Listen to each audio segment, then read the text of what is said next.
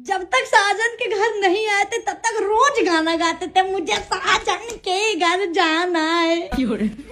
साला जब से साजन के घर आए हैं तब जाके पता चला साजन का घर घर नहीं है, चिड़िया घर है। यहाँ पे ससुर हमेशा बाघ बना फिरता है। और जटाऊ भैया क्या ही बोलूं, जेठ जी का पूछू नहीं, पता नहीं उनके गले में क्या हो गया है, दिन भर सिर्फ खा खा। क्या है भाई, नहीं कहाँ भाग के चले जाए तुम्हारे हो तो है? धरती छोड़ दे, धरती में घुस जाए। और सास का पूछो हिम्मत भैया, सास मेरी लोमड़ी से ज्यादा चालाक है। कैसे दिमाग लगा के कि तुम्हारी चीजें तुमको घुमा देगी, तुमको ही नहीं पता चलेगा। ननद उतना तेज मुंह नोचवा नहीं नोचेगा जितना तेज हमारी ननद नोच ले रही है। कहाँ आ गए भाई, कहाँ फंस गए? साजन के घर सब जितना जल्दी हो सके मेरे को ले चलो।